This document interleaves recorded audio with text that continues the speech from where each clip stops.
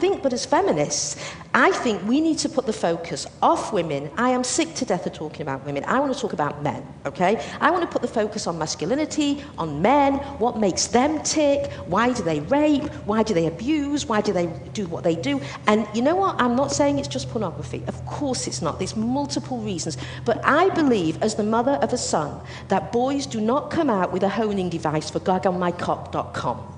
Right? The culture trains them for this. And I want to know what it is in our culture that ends up with men being violent and abusive and all the things that they do, not just to women, but in the world in general and to the earth. And one place, not the only place, but one place is pornography. We have another question over here. Gail, you said the other day on radio that pornography was a public health policy issue. Could you say something more about that and why you think that that's an issue? Yes, I think, well, given the studies now that are coming out of the USA around addiction to pornography as well, and I want to say, I never bought into the addiction model. I used to think addiction was really a way of men not taking responsibility, and the porn made me do it. Now, after interviewing so many therapists and after reading the reports now in the psychological literature, something is going on about habitual use to gonzo pornography in a way it wasn't to Playboy and Penthouse. I would argue that in order to talk about how we're going to affect male sexuality, how we're going to reshape male sexuality outside of a porn culture, we need to bring in educators, we need to bring in health experts, we need to bring in community activists, we need to bring in parents, all of these people to attack this issue. Because to be honest with you, we're in the middle of a social experiment. We have never before brought up a generation of men and boys on hardcore pornography. Never before. Do you want to live in this world where the average boy's first introduction is basically, I don't know, anally ripped whores? Is that the world you want to live in? And then let me ask you a question. When these boys grow up and go and become politicians and doctors and lawyers and decide how women and children live, do you think they're going to look us in the eye and see a human being, or are they going to see an anally ripped whore? And for me, I don't want to take that risk. Actually, you know, what interests me, I'm going to get Catherine to just respond to that as well, but what interests me is that when I was growing up in the 80s, the thing that was going to make boys all of these things that, you know, now young men and older men would be, was snuff films. And in fact, that was actually at the time seen to be the thing that all of a sudden changed everything from the innocent Playboy to the new thing. So, Catherine, do you feel like, in fact, we really are in a new era? Look, I think that the new era we're in that's not really being talked about enough here is the era in which media users are now producing the majority of media content. And actually, if you really look at that sort of content, what you find is that, as I said before, this is not gonzo porn. What a lot of this is men and women, and some of them gay, some of them straight, in lots of different contexts, producing stuff at home. I mean, it's, you know, without being disrespectful, some of it's hilarious because, you know, there's a fluffy dressing gown hanging on the mirror and the wardrobe door. Believe me, I just saw some of it the other day. Yeah, you've seen some of it, yeah. right? And that's actually now the majority of what's out there. But the second thing with addiction is that we looked deeply into this question of addiction. And again, with respect, Gail, I have to say, in Australian and European media studies context, we disagree with this metaphor of addiction, whether it's addiction to television or the internet, or it's used a lot in the popular media. It's very much a US metaphor. But it's a bat hitting a ball metaphor. It actually, you know, in our study, for instance, we found the vast majority of porn consumers, or certainly the majority of porn consumers, were consuming it for a lot less than an hour a week, and that if they were consuming it, they were consuming it with a partner. So, you know, it just, I guess this idea... What about the bigger image, question about what happens to all women? Because I think that's, Gail, in some ways what you're saying is you're not just saying this harms the people who are watching it. You're saying, because you say at the end of your book, you know, you want a world that's more full of equality and justice, and the implication being that this kind of behaviour amongst individuals that becomes problematic because of porn manifests itself in larger ways that make the world a more problematic place for women. So do you see that as a problem? Well, I mean, I've been working as a sort of activist, as Eva and, you know, other people in this room have, in sexual violence prevention, you know, in terms of sexual violence against women and children since 1980, I guess. And one of the things that got me interested in debates around pornography and feminism was I was really concerned to understand what role did it play. Now, I understand, Gail, that you think it plays an important role. I understand your passion there, because I think we're equally passionate about preventing sexual violence.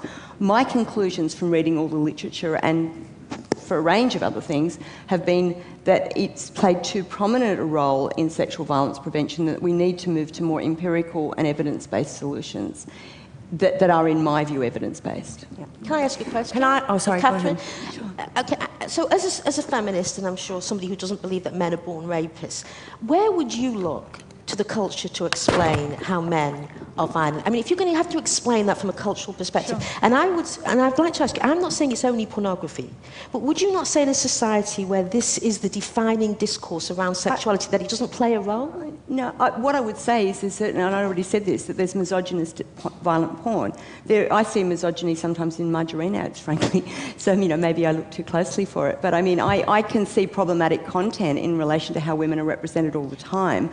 I have a problem with talking about pornography as though it's one thing. I think it's incredibly diverse, and I think it's become much more diverse. And my concern is that as feminists, that we seem to keep coming back to this space. And I think prevention is pretty new in sexual assault work. We know this. We were picking up the pieces for years. And so, certainly in the Australian context, there's a lot of evidence-based research about what works. And in fact, I'm involved in that with a range of people, working with the National Rugby League, which is a culture, a very male-dominated culture that's had issues with sexual assault, and we're working on education programs, and it's around attitudinal change and long-term cultural change. But I don't see in any of the research I've done there over 7 years that pornography is a major part of it. Who has the mic right there? This is a question for Kate. Did the brothel you were working in have any rules as to the sex workers working there, as in when they could say no to certain requests? Was there a inbred protocol as to this goes, this doesn't? Oh, yes, no, absolutely, there were rules. I mean, this is not a discussion about sex work, but absolutely. I mean, I worked in legal, regulated brothels, which were inspected by health inspectors. There were definitely rules. Everything was designed theoretically to protect women. There should have been no violence. There should have been no trespass against what the women wanted. In reality, of course, there was, but that's because we live in the real world. And as many measures as possible were taken to prevent that, and I generally felt very safe. I had some horrible experiences, but I generally felt very safe. Thanks, Kate. I think we'll go on to someone else. I have a question for Gail. You mentioned a bit earlier that you're finding that from your clients or your research, it's not making love that's happening, it's making hate. Could you expand on that a little bit more? The making hate? Yes. I mean, when you look at the pornography and you watch it and you kind of deconstruct it scene by scene, what you're seeing, for example, I mean, let me just read to you, for example, the promotional copy on a popular movie, right, called Anally Ripped Whores. And this is actually the promotional copy. We at Pure Filth know exactly what you want, and we're giving it to you. Chicks being ass-fucked till their sphincters are pink, puffy, and totally blown out.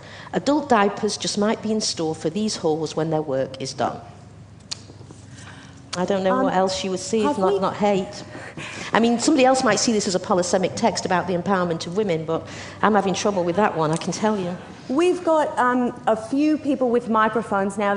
I'm looking for a man because this is an unusual conversation that so far it has been dominated by women. So I'm going to let this gentleman go first, and then I'm going to come back to this woman down here in the front. Hello. Ooh, a bit Where loud. are you? It's not a controversial question, but it is a question for Kate. Because I read both of your books, Kate, and I really, really enjoyed them. I thought they were very, very well written, very sensitively written, and emotionally balanced written. My question to you is, what are you doing now with your life, and have you got another book coming out? Oh, look, I'm sorry. I'm not going to be able to take that We've question. got so many other but people, you can but feel thank you very free much. Yeah, you can feel free to ask Kate that afterwards. This woman here in the front. Is this on? Yes. Yeah, I noticed that there isn't a man... Oh, this poor man over here. I'll get to him, I promise. Next. I noticed that there isn't a man on the panel and wonder about the significance of that, and is this an issue that's of more interest and concern to women than it is to men? Who would like to take that? I didn't hear it. Okay, the question was, it's interesting that there's no men on the panel. Is this an issue that's more interesting to women than men? Right. Catherine? Yeah, actually, I mean, Alan McKee, who's actually gay, who wrote the book with Kath Aubrey and I, both of us feminists, on pornography, one of the things that motivated him to get into this space was that as a gay man, he said that pornography was and this is one of the things we found in our study, was his first encounter with other gay sexual activity, and that he felt, you know, he wasn't as odd as he thought he was, growing up in a household which was very homophobic. And I think that's a really valid point. I think that we do need a lot more men in this debate. And there are certainly men, you know, we did quite a bit of research in the US actually on the porn industry, you know, in terms of what the working conditions were like, the sort of things that Kate's talking about. And in Australia, there's no commercial porn industry. It's all do-it-yourself because of our censorship laws, basically. There's no incentive to have an industry. But, you know, we certainly came across men who represent what Gail's talking about, the gonzo end of it, you know, just appallingly, you know, criminal stuff, if you ask me. I mean, just beyond the pale stuff. But we also came across a lot of men and women who were working together to look at, well, what would ethical porn look like? You know, what would the conditions of production look like? You know, how would you change that? And I think it's in the sexual assault prevention space or any of these spaces, we need men to be involved. It can't just be women. I mean, it's got to be a coalition. Can I answer that as well? I've got a concept, right? In the old days, when the left would go marching against the Vietnam War and the men would be at the front and the police would be coming at them, they would shout, "Chicks up front." That was a term. And what it would mean would all the women would come up so that the men wouldn't be attacked by the police. My argument is that the pornography industry has chicks up front. It pushes women forward to represent them. I can't tell you how many panels I have been on where there's no men, because the pornographers have women who do their dirty business and their bidding. And people talk about porn as a women's issue. Men make porn, men get rich from porn, men jerk off to porn. Where the fuck is a woman's issue in all of this? I mean, this is an absolute mistake that we have a panel here. I want to speak to porn users. I think a man who uses gonzo should be up here and we should be listening to him instead of us debating it from a feminist perspective. Right. Well, I'll certainly speak for myself that I'm no machine of the porn industry, and I think Catherine would probably go along with me there. Yes, you there.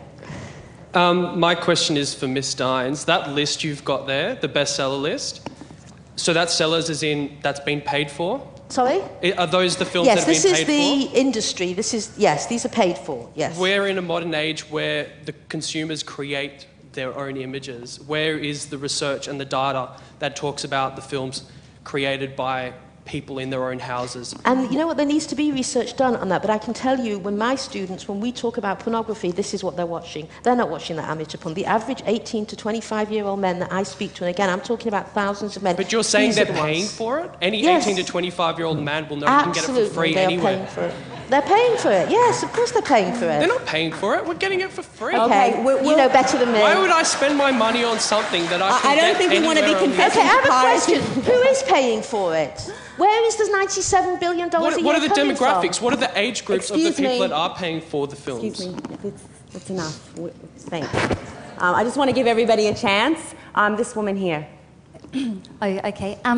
So I was just wondering where the girls are on the panel for my age group, because we're the girls who are sleeping with the guys who are watching porn, and I've got 3 housemates, men, and if their door aren't shut every night watching porn and the shit that comes out of their mouth, so then we go to pubs in these little skirts because these guys like us to, and then we go back and they're saying to us, we want to put it in your ass, we're going to do this. It's like it is having a massive impact, and I think it's a little bit hard for women that are married, women who are married and who are educated and everything like that, and can sit up there beautifully and say, my husband would look at porn, my son, your son is looking at porn, but he would never tell mummy that he's looking at porn, and he won't tell that he goes home and says to the girl, oh, I'm going to come on your face, because it happens, and it's happening more. And we have to deal with this shit. And it's absolutely. And where is the feminism that is speaking to your lives? That's what I want to know. Where are the strong role models? If we're going to have a feminist movement worth its name, we have to stop being middle-aged, privileged women and deciding that we know what's best. Just because your husband doesn't watch it doesn't mean everybody else. Okay, I'm going to take that as a question. Thank you. I think what we've got is an assertion, again, based on personal experience. I think just to clarify, both Catherine and I come from research backgrounds, and so does Gail.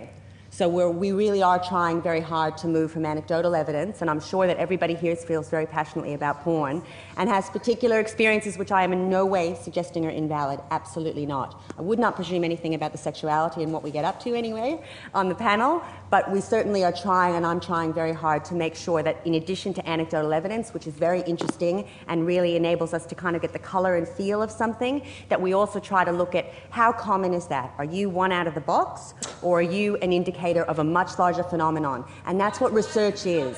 So what we'll do is we'll go to this